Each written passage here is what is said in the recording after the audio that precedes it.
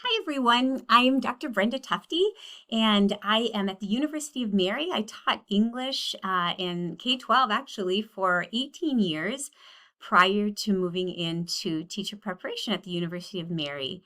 And I'm excited to be here to talk about Chapter 2 of Rooted in Joy. I'm absolutely loving this book, and I find myself thinking about some of the concepts long after I read it. I thought that what I would do with chapter 2 is really just highlight four keynotes that I thought were particularly poignant that we could maybe reflect on. And then I'm going to end with two wonderings that I have moving forward into the next chapters. So here are the four keynotes that I would like to highlight from chapter 2. There is a lot we could talk about in chapter 2, but this is just about a 15-minute video. So here are the four that I'd like to focus on. The first being asset pedagogies. The second being that idea of getting out of the whirlwind and into the moments of teaching and what that can do for sort of the daily joy of teaching and making sure that we are able to find that with that mindset. The third being humanizing our students and what that means to see our students as fully human. And then lastly, just what it looks like in what we might call a well-run classroom, but maybe rethinking the metrics of a well-run classroom and what we really want that classroom to look like. Those are the four keynotes. All right, let's start with asset-based pedagogy. So this is very similar to appreciative inquiry. Instead of focusing on the deficits, which we tend to do in schools a lot, it's really looking at the strengths of our students and then building on those strengths to help our students to grow. I think we focus a lot on deficits because we're continually looking at test scores and standards and where are students in comparison to the standards. And that's certainly a part of what we have to do in education.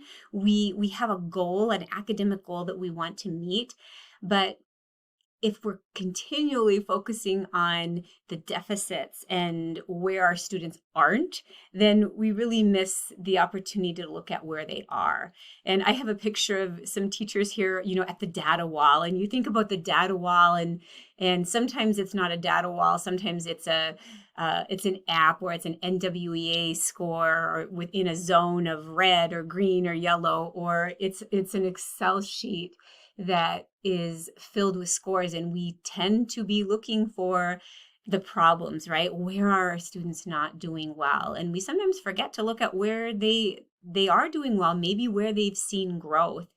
And I think that when we can flip that mindset of, instead of focusing so much on deficits and looking for strengths and then looking at how we can build from those, that mindset is contagious. It's contagious for our students, and it's also contagious for our faculty, that when we can build on strengths rather than deficits, that there's sort of this unifying aspect of it where we sort of are collectively looking at assets, and we just are going to have more growth and a better outlook with that. I think there's also a ripple effect with asset-based pedagogy in that it carries over to a lot of areas of our lives. Where we might be kind of focusing on what didn't go well in our day, or with our own families, and in other areas of the school.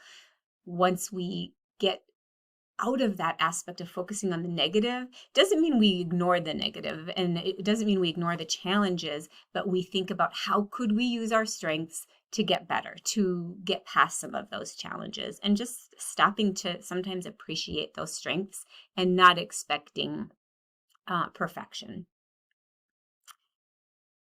I love the image of the whirlwind, because when you've been in a K-12 school, you know exactly what that whirlwind is. We get caught up in it all of the time. It never goes away. The whirlwind of the busyness and the tasks that have to be done and the challenges before us, and all the decisions a teacher makes in a day.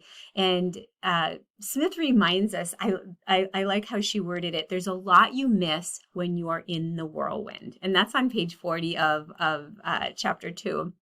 And just a reminder that sometimes despite the whirlwind, it's not going to go away. It's going to be there, but rather than getting too caught up in it, taking the time to sort of step out of that whirlwind and to see our students and connect with our students, kind of not just fixating so much on where they need to be and where they aren't, but maybe honoring where they are now. And that might be a place of growth. That might be a place of some unique gifts that students bring, but honoring where they are now, not just where they're supposed to be. And I think that goes into seeing them in their full humanity. I love to do what I call 3-minute conferences when I really want to kind of connect with students individually, because, they're in that big group and it's hard to really see what their needs are. And so I remind them that when I'm getting close to their desk in this 3-minute conference, then it's a conference. They are the ones that need to start talking and sharing. And so they're engaged, they're working, and I'll kind of do just kind of a quick overview. Does anyone need anything that they can't even get started with their work until you get your question answered? Everyone's able to get started, and then you begin with the conferences. And you can kind of be selective of where you begin, but you can get through a lot of different 3-minute conferences if you go through the routine of what it means, so that when you see me come over to your desk and I lean down and look you in the eye and give you that smile, that's your signal. It's time for you to start sharing where you are. How are you doing with the work? So you're showing the progress that you're making so far. Here's where I am in the project. This is what's going well. This is where I might be having trouble. You're looking at the student and listening for a full minute. That's the first minute of the 3-minute conference. The first minute is you taking in information on how the student is doing and where they are. After they've shared that for a minute, you're going to respond with something positive. Even if they said, this assignment stinks, I hate it, I don't know what I'm doing. Your comment back is something positive. I really appreciate you being honest with me, because now I know where maybe you might need some help. Or I really like what you did here. Let's see if we can replicate it in this area. Let's look at what you did well. So you come back with something positive. That's always easier to do when you know the student beyond just academics. You come back with something positive. And then that can be about 10 seconds, but you have 30 seconds allotted to say something positive and then give them one thing to move them forward. One piece of feedback to help them improve. And not 10 things, not 15 things, even though you might be seeing many things, your job is one thing to move them forward. And then that gives you still 30 seconds. Any questions? And then on to the next student. Whenever you're giving that one thing to move forward, if you can connect it to something they care about, something that about them. If you're talking about Boyle's Law, and the relationship between volume and pressure, to say, hey, I know that your uncle is a plumber, you might want to ask him what happens when pipes are put into a house and the pipes are too small. What can happen? If he can explain that to you, you'll truly understand Boyle's Law, something that just connects with them. And then you're on to the next student. So seeing them not just as academics and not necessarily connecting with them and using culture and relationships as sort of this add-on, it's part of that academic teaching and that academic growth. That's seeing them in their full humanity. And it doesn't mean we have to know everything about them or everything about culture. We just need to be open to learning and curious about our students, especially about our students. All right. The next thing about humanizing students, again, Smith really goes deeply into what it means to be fully human as a student. And I think the most important aspect that she brings forward is that students don't have to be perfect. None of us are perfect. And we have to understand and be empathetic to the imperfections and the development that students are going through. And I think her examination of what it means to sort of have good classroom management, is it that we're controlling behavior in our classroom? or is that and that they're compliant and they're responding to intrinsic or extrinsic, pardon me, motivation, or is it that we are really creating a fullness of the human experience where they can be there and be themselves and find that joy in those spaces.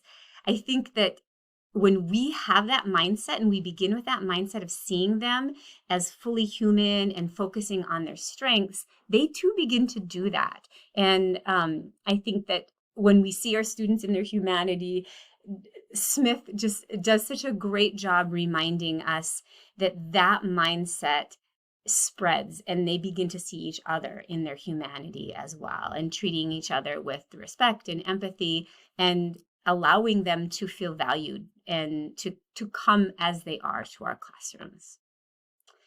She also shares that story about her student who is, before I get to what works, who was sort of pushing all her buttons. Do you remember that? It's one of her fifth graders, and it's a day when they had to take in some third graders because a teacher needed a sub, and the classroom routine got a little bit disrupted. And this was a student who was used to order, and he starts misbehaving and distracting other students and not being on task, and she's getting angrier and angrier, and he's pushing the buttons, and she concludes with, "I lost. It was a day that I lost." And she said, looking back on that, she realized that she had sort of failed to, first of all, deregulate herself. She's getting angrier and angrier. And she also sort of, failed to step back and see the human in him, to humanize that 9-year-old boy who she realizes later just wasn't able to regulate his emotions. He was out of sync because he thrived on routine, and the routine was sort of gone with this new situation with extra students in the classroom. And she said, I sort of saw him as my enemy in the moment. And we've all been there, right? When a student challenges us. But I love that in her reflection, she reminds herself, and I wrote it down. She said, I didn't see a little boy 9 years old who was struggling to regulate. And instead, she just saw what he was doing wrong. And it doesn't mean that even teachers that we have to expect ourselves to be perfect and to be able to handle everything perfectly. But, she gives some wonderful tips at the end of chapter 2 on just kind of taking that deep breath and, even the verbiage to say, I think we're both angry right now. Let's talk about this later, or let's deal with this later, rather than kind of, butting heads with him at that very moment.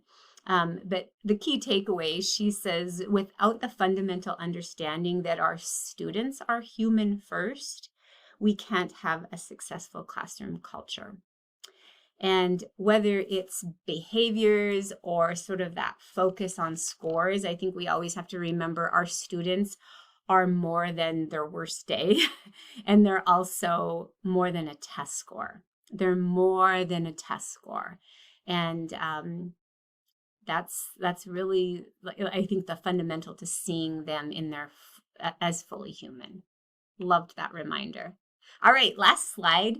When she talks about what works, she lists a lot of things that seem to be working. And, she certainly notes there's like PBIS, there's all kinds of classroom management sort of systems.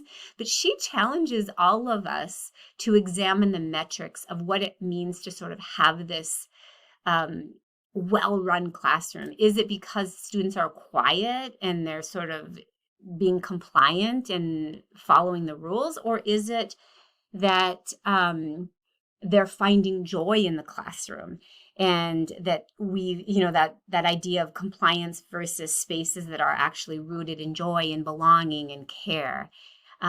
And the goal is not one or the other. The goal is that we want both. We want both a well-run classroom where students can thrive, but where also it's not just about being afraid of doing something wrong or breaking a rule, that it's truly being joyful and being able to learn from mistakes and forgive our imperfections and times when we might falter, and help support each other to get back up. the ending of that chapter, after all those great tips of what does work often, is sort of to be mindful of what we're using as criteria to judge whether our classroom is well run. And the reminder that a well-run classroom and a joyful classroom is one that is led by a mindful teacher who is also joyful, and kind of getting out of that whirlwind and really being in the space with our students, because it's in those spaces that those moments happen that really define why we went into teaching and why we love to teach, what our why is. So I think those are good reminders. All right, I'm leaving you with two quick wonderings. These are things that I've kind of been wondering about. On page 31, Smith says, teachers viewing a student through an asset lens means they don't focus on all the ways a student doesn't measure up to schooling standards, and they don't view students' particular experiences or culture as something that they have to overcome. Teachers who use an asset-based approach strive to help their students connect with their unique brilliance. I love that. And the thing that got me wondering is, after I read that, I was like, yeah, and then she says, this mindset requires some critical, divergent thinking. So my wondering for you is, like, why? Why does that mindset of not focusing on deficits and focusing on their unique brilliances and helping them to find those gifts and use them to strengthen themselves, why does that require us to think critically and divergently? Isn't that interesting? And I think the key is in how we tend to think in schools as far as what we're focused on, right? What isn't going well? Where aren't they meeting up? Where is the measure short? Where is the deficit in scores or standards? And we get really focused on that. And it's such a great reminder. We have to kind of think critically. The last wondering, and then I'm going to close. On page 35, Smith says, instead of trying to force all of our students to fit in a system, we could instead orient ourselves toward doing the deep internal work necessary to design spaces rooted in joy, belonging, and care that liberate our students' potential. Here's what I want you to reflect on, and what I've been reflecting on after having read that is, what would that look like? What would it look like, sound like, feel like? And I think when we start to do that, there's that tendency of all of us to say, well, but we couldn't do that. But in my school, oh, but I'm required to do this, or my principal wouldn't like this, or we're just not structured that way. We sort of begin with the obstacles, and I'm not saying they aren't there, but rather than sort of starting with that, when you think about what a space in your classroom, if you were to design a space rooted in joy, belonging, and care that could liberate students' potential, what would that look like, sound like, feel like? And if you could overcome the obstacles and focus instead on the strengths of your students, of your colleagues, of your school, and the strengths within you, how could that come to fruition? How could we at least move toward that? That's what I'm going to leave you with. I hope that you enjoy the rest of the book. I am on chapter 5, and I'm still thinking about these wonderings from chapter 2. Enjoy the rest of your reading.